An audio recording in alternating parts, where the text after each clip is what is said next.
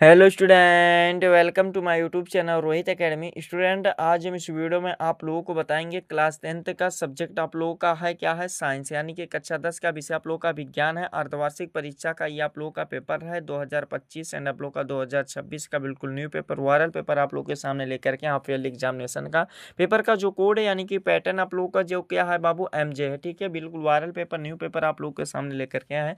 आप लोगों को जानकारी के लिए बता दे बाबू, अगर आप लोग स्कूल कॉलेज में, अगर आप लोग को डिस्ट्रिक्ट में यानी कि आप लोगों के जनपद में अर्धवार्षिक परीक्षा का पेपर नहीं हुआ है तब भी इस वीडियो को देखिएगा, अगर हो गया है तब भी देखिएगा। क्यों देखिएगा? अगर नहीं हुआ तो वहाँ उसमें आप लोग को यहाँ से बहुत सारे क्वेश्चन देखने को मिलेगा, एक एक क्वेश्चन का आंसर बताएंगे। अगर हो गया है तब भी देखिएगा। क्यों देखिएगा? रीजन जान लीजिए, क्योंकि आप लोगों को जो ये प्री बोर्ड और बोर्ड एग्जाम होगा उसमें भी यहाँ से क्वेश्चन देखने को मिलेगा। ठीक है, चलिए बिना देर के अपने क्वेश्चन पर आते हैं। खंड आ यहाँ से हमारा स्टार्ट होता है, जिसमें से बहुविकल्पीय प्रश्न दिया गया, जिसमें से हमारा उपखंड का दिया गया जो कि फिजिक्स के क्वेश्चन रहेंगे, यानी कि भौतिक विज्ञान के पार्ट से क्वेश्चन दिया गया, जिसमें पहला क्वेश्चन पूछा गया, क्या समझिएगा। पहला क्वेश्चन पूछा गया है यहाँ पर कि एक उत्तल दर्पण की फोकस दूरी 12 सेंटीमीटर है, दर्पण की उत्तल पृष्ठ की वक्रता त्रिज्या होगी, यानी कि दर्पण की वक्रता त्रिज्या कितनी होगी हमें ये बताना है। यानी कि R बराबर क्या होता है, 2F होता है, यही तो होता है। यानी कि R बराबर 2F होता है तो 2 इंटू क्या हो जाएगा, 12 हो जाएगा, यानी कि R बराबर कितना हो जाएगा, 24।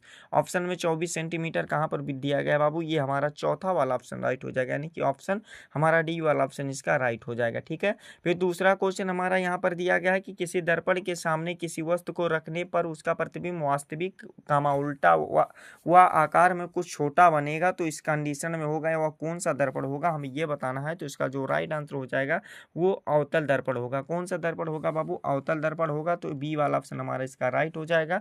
फिर अगला क्वेश्चन हमारा तीसरा वाला क्वेश्चन दिया गया, क्या यहाँ पर समझिएगा कि जब प्रकाश नेत्र में प्रवेश करता है तो अधिकांश अपवर्तन कहाँ होता है हमें ये बताना। तो इसका जो सही आंसर हो जाएगा, कौन सा राइट आंसर हो जाएगा, स्वच्छ मंडल यानी कि कार्निया पर होता है, जो कि हमारा कौन सा राइट आंसर हो जाएगा, ये सी वाला ऑप्शन इसका सही हो जाएगा। ठीक है, फिर अगला क्वेश्चन हमारा चौथा दिया गया है बाबू। देखिए, आप लोगों की डिमांड पर हम पेपर का सोल्यूशन बनाते हैं, लेकिन वीडियो आप लोगों को प्रोवाइड करते हैं, लेकिन आप लोग वीडियो को, आप लोगों को देखिए कोई भी पेपर, कोई भी नोट्स का आप लोगों को क्या चाहिए, आप लोगों को अगर ये PDF चाहिए, यानी कि नोट्स को, इंपॉर्टेंट क्वेश्चन का कोई भी चीज़ का PDF चाहिए, तो आप हमारे टेलीग्राम का चैनल आप लोग ज्वाइन हो जाइए, वहाँ पर सब्सक्राइब कर लीजिए। और टेलीग्राम का चैनल क्या मिलेगा आप लोगों को, यहाँ पर अगर डिस्क्रिप्शन में लिंक नहीं मिलेगा तो इस चैनल के अबाउट सेक्शन में जाएंगे, वहाँ पर लिंक आप लोगों को टेलीग्राम का मिल जाएगा, वहाँ से आप लोग ज्वाइन कर लीजिएगा। ठीक है, PDF पाने के लिए। और चैनल पर नए हो तो चैनल को सब्सक्राइब कर लेना। इस वीडियो को क्लास 10th के जितने भी स्टूडेंट हैं उनके पास शेयर करके पहुँचा दीजिएगा। चौथा क्वेश्चन इसमें दिया गया, मानव नेत्र जिस भाग पर किसी वस्तु का प्रतिबिंब बनाता हुआ होता है, यानी कि वह क्या होता है हमें ये बताना। तो दृष्टि पटल होता है, बी वाला ऑप्शन हमारा इसका सही हो जाएगा। ठीक है, अगला क्वेश्चन देखिए क्या दिया गया है। अगला क्वेश्चन हमारा पांचवा दिया गया है कि एम्पियर सेकंड किसका मात्रक है हमें ये बताना। तो इसका जो सही आंसर हो जाएगा, एम्पियर सेकंड जो होता है आवेश का मात्रक होता है, सी वाला ऑप्शन राइट हो जाएगा। फिर अगला क्वेश्चन हमारा दिया गया धारा के परिमाण का मात्रक, यानी कि धारा के परिमाण का मात्रक क्या होता है हमें ये बताना। तो एम्पियर होता है, ए वाला ऑप्शन हमारा इसका राइट हो जाएगा। फिर अगला क्वेश्चन सातवां क्वेश्चन दिया गया, क्या किसी विद्युत केतली में प्रवाहित धारा 3 गुनी कर देने पर केतली उत्पन्न उष्मा की मात्रा हो जाएगी, यानी कि कितनी हो जाएगी हमें यह बताना है। तो इसका जो सातवें का जो राइट आंसर हो जाएगा 9 गुनी हो जाएगी बाबू, जो कि हमारा सी वाला ऑप्शन राइट हो जाएगा। ठीक है, फिर अगला क्वेश्चन हमारा देखिए उपखंड खा यहाँ से स्टार्ट होता है, जिसमें से केमिस्ट्री के पार्ट से दिया गया, यानी कि रसायन विज्ञान के आप लोगों के भाग से क्वेश्चन दिया गया, जिसमें आप लोगों का क्वेश्चन आठवां पूछा है, क्या कि निम्न अभिक्रिया में आक्सीकारक का पहचान करके लिखिए, यानी कि आक्सीकारक का पहचान करके लिखना है। तो इसमें जो ए वाला ऑप्शन राइट हो जाएगा, MnO4S हो जाएगा। इस प्रकार से हमारा ये वाला ऑप्शन राइट हो जाएगा। फिर अगला क्वेश्चन हमारा दिया गया है, यहाँ पर 9वां क्वेश्चन दिया गया है कि जिंक चूर्ण पर तनु सल्फ्यूरिक अम्ल की अभिक्रिया से गैस निकलती है, यानी कि कौन सी गैस निकलती है हमें ये बताना है। तो इसका जो सही आंसर हो जाएगा, H2 गैस निकलती है, जो कि ए वाला ऑप्शन हमारा राइट हो जाएगा। ठीक है, फिर अगला क्वेश्चन हमारा दिया गया कि अम्लीय विलयन का pH मान है, यानी कि अम्लीय विलयन का पीएच मान कितना होता है हमें ये बताना, तो 7 से कम होता है, जो कि हमारा कौन सा राइट आंसर हो जाएगा। देखिए अम्लीय विलयन का जो पीएच मान होता है 7 से कम होता है, जबकि क्षारीय विलयन का मान 7 से अधिक होता है। उदासीन का तो पता है 7 ही होता है। ठीक है, समझ में आ गया ना बाबू। फिर अगला क्वेश्चन 11 वाला क्वेश्चन यानी कि 11 वाला क्वेश्चन दिया गया कि H2SO4 विलयन का पीएच मान होता है, यानी कि कितना होता है हमें ये बताना है। तो इसका जो सही आंसर हो जाएगा बाबू 7 से कम होता है। क्या होता है? 7 से कम होता है, यानी कि ये क्या होता है पता है? नहीं बताना, यानी कि ये एक प्रबल अम्ल है, इसीलिए इसका 7 से कम होता। तो आपको पता है 7 से कम होगा तो कौन सा अम्ल होगा? अम्लीय अम्ल होगा। ठीक है, फिर अगला क्वेश्चन दिया गया, इसमें से आप लोग को बताना कि आधातु कौन सा है, यानी कि आधातु कौन सा। पहला है पोटेशियम है, और फिर यहाँ पर दूसरा यहाँ पर जो है एल्युमिनियम है, और फिर आप लोगों का Na यानी कि सोडियम है, और F मतलब फ्लोरीन है। तो इसमें आधातु की बात की जाएगी तो फ्लोरीन जो है ये एक आधातु है। क्या है? बी वाला ऑप्शन राइट हो जाएगा।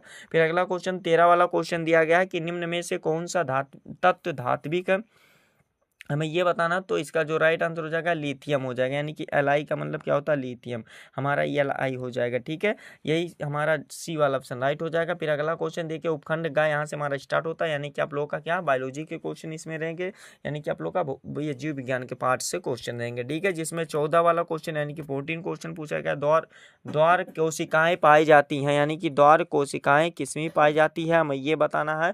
तो इसका जो राइट आंसर हो जाएगा क्या हो जाएगा? बी वाला ऑप्शन राइट हो जाएगा, रंध्रों में पाई जाती हैं, जो कि बी वाला ऑप्शन हमारा इसका सही हो जाएगा। 15 वाला क्वेश्चन दिया गया कि पित्त का निर्माण होता है, यानी कि पित्त का निर्माण कहाँ पे होता है हमें ये बताना। तो इसका जो राइट आंसर हो जाएगा बी वाला ऑप्शन राइट हो जाएगा, यकृत में होता है। क्या होता है? यकृत में होता है, जो कि हमारा कौन सा राइट आंसर हो जाएगा? बी वाला ऑप्शन राइट हो जाएगा। फिर अगला क्वेश्चन हमारा 16 वाला क्वेश्चन दिया गया कि कोशिका परिक्रमों में ऊर्जा मुद्रा है, यानी कि क्या है हमें ये बताना है। तो इसका राइट आंसर हो जाएगा एटीपी हो जाएगा। एटीपी का फुल फॉर्म क्या होता है? एडेनोसिन ट्राइफॉस्फेट होता है। ठीक है, ये एक जिसे ऊर्जा मुद्रा भी कहा जाता है, कोशिका की ऊर्जा मुद्रा भी कहा जाता है। ठीक है, फिर अगला क्वेश्चन हमारा 17 वाला क्वेश्चन देगा कि मनुष्य के हृदय में कोशिकाओं यानी कि वेस्मों की संख्या होती है, यानी कि वेस्मों की संख्या कितनी होती है हमें ये बताना। तो इसका जो सही आंसर हो जाएगा 4 होती है। 4 कौन कौन सी होती है बाबू? इसका जो राइट आंसर हो जाएगा 2 अलिंद हो जाएगा, 2 नीले हो जाएगा। ठीक है, फिर अगला क्वेश्चन 18 वाला क्वेश्चन दिया गया कि वृक्कों का कार्य होता है, यानी कि वृक्कों का कार्य किसमें होता है? तो उत्सर्जन के द्वारा होता है, जो कि हमारा कौन सा राइट आंसर हो जाएगा? सी वाला ऑप्शन राइट हो जाएगा। फिर 20 वाला क्वेश्चन हमारा दिया गया क्या कि निम्न में से कौन सा एक केवल जंतुओं में पाया जाता है हमें ये बताना है। तो इसका जो राइट आंसर हो जाएगा इसका हमारा तंत्रिका तंत्र हो जाएगा, जो केवल जंतुओं में पाया जाता है। फिर अगला क्वेश्चन हमारा 20 वाला क्वेश्चन दिया गया कि अलैंगिक जनन मुकुलन द्वारा होता है, यानी कि किस में होता है? तो ईस्ट में होता है। क्या होता है? ईस्ट में होता है। इस प्रकार से 20 MCQ दिया गया था, जो कि 20 नंबर कंप्लीट तरीके से आप लोग को बता दिया गया एंड आप लोग को समझा दिया गया। आगे का क्वेश्चन पर आते हैं। देखिए आप लोग का सेम प्रोसेस रहेगा। आप लोग का उपखंड का दिया गया, जो कि फिजिक्स के पार्ट से क्वेश्चन दिया गया, इसको वर्णनात्मक प्रश्न दिया गया खंड बा में, जिसमें से आप लोग का लघु उत्तरीय क्वेश्चन 4 नंबर का रहेगा, दीर्घ उत्तरीय क्वेश्चन 6 नंबर का रहेगा। ये आप लोग का नंबर का प्रोसेस है। पहला क्वेश्चन दिएगा लेंस क्या होता है? प्रकाशित गुणों के आधार पर यह कितने प्रकार के होते हैं? उत्तर लेंस के प्रथम फोकस तथा लेंस के बीच की दूरी के वस्तु के स्थित वस्तु के प्रतिबिंब का बनता है किरण आरेख खींच करके दर्शाइए। 4 नंबर का क्वेश्चन दिया गया। तो जितना भी क्वेश्चन बता रहे हैं ना, सभी को आप लोगों को क्या कर लेना है? नोट कर लेना है, कोई भी कॉपी में लिख लेना और सभी क्वेश्चन को आप लोग को याद कर लेना। क्वेश्चन को बताना बाबू हमारा काम है, और आप लोगों को काम पूरा करना इसको आप लोगों को आपका काम है। ठीक है, आप लोगों को सभी आंसर बता देते, लेकिन वीडियो हमारा बहुत ही लंबा हो जाएगा, इसलिए आप लोगों को क्या करना है? आंसर स्वयं से तैयार कर लीजिएगा। अगर आप लोगों की भारी डिमांड होगी तो आप लोग एक बार कमेंट कर दीजिएगा कि हाँ इसका आंसर भी, पेपर का सोल्यूशन भी बताया कीजिए। ठीक है, तो फुल सोल्यूशन बता दिया जाएगा। फिर अगला क्वेश्चन दृष्टि दोष किसे कहते हैं, और इसका ये वाला क्वेश्चन दिया गया 4 नंबर का, तो इसको भी अच्छे तरीके से तैयार कर लीजिएगा। फिर अगला क्वेश्चन प्रतिरोध क्या है, यह किन बातों पर निर्भर करता है? 4 नंबर का क्वेश्चन दिया गया, इसको भी तैयार कर लीजिएगा। ये भी आप लोग का दीर्घ उत्तरीय क्वेश्चन में अथवा करके दिया गया, तो इसको भी अच्छे तरीके से तैयार कर लीजिएगा। केमिस्ट्री के क्वेश्चन दिया गया, 5वां वाला भी 4 नंबर का क्वेश्चन दिया गया, इसमें 2 क्वेश्चन पूछा गया, तो इसको भी अच्छे तरीके से तैयार कर लीजिएगा। 6 वाला क्वेश्चन इसमें दिया गया, बैंकिंग सोडा और धोने का सोडे के प्रत्येक के 2 का उपयोग लिखिए, ये वाला भी आंसर तैयार कर लीजिएगा। अगला क्वेश्चन 7वां है, प्लास्टर ऑफ पेरिस बनाने की एक विधि एवं क्या बताना है, उपयोग के आवश्यक रासायनिक समीकरण देते हुए लिखिए अथवा करके दिया गया है कि धातुकर्म अयस्क खनिज व मैट्रिक्स को परिभाषित कीजिए। 6 नंबर का क्वेश्चन दिया गया, इसको भी अच्छे तरीके से आप लोग तैयार कर लीजिएगा। फिर उपखंड ग यहाँ से हमारा स्टार्ट होता है, जिसमें से आप लोग का लघुत्तरीय क्वेश्चन दिया गया, यानी कि बायोलॉजी के क्वेश्चन है, जिसमें पूछा गया सजीव तथा निर्जीव में दो प्रमुख अंतर बताइए। तो ये वाला भी आप लोग लिख सकते हैं। आसान क्वेश्चन, हार्मोन क्या होता है या हमारे शरीर में क्या महत्व होता है, इसको भी तैयार कर लीजिएगा अच्छे तरीके से। फिर परागकण का एक नामांकित चित्र बनाइए, 4 नंबर का क्वेश्चन है, इसको भी अच्छे तरीके से तैयार कर लीजिएगा। दीर्घोत्तरीय क्वेश्चन यहाँ पर दिया गया 11 वाला क्वेश्चन है कि कोशिकीय श्वसन में क्या तात्पर्य है, यह कहाँ और किस प्रकार का होता है, हमें यह बताना। 6 नंबर का क्वेश्चन है, अथवा करके दिया गया है कि पुमंग तथा जायंग के अंतर बताइए, दोनों के कार्य समझाइए तथा परागण एवं निषेचन में विभेद कीजिए। तो ये वाला भी क्वेश्चन अच्छे तरीके से आप लोग तैयार कर लीजिएगा, ठीक है। यही आप लोग का क्लास 10th का साइंस का पेपर था, जो कि इस वीडियो में कंप्लीट तरीके से आप लोग को बता दिया गया, आप लोग को समझा दिया गया। आप लोग को ये हमारा प्यारा सा लवली सा वीडियो कैसा लगा कमेंट करके जरूर बताइएगा। हाँ, अगर आप हमारे चैनल पर नए हो तो चैनल को सब्सक्राइब कर लीजिएगा, बेल आइकन को दबा दीजिएगा।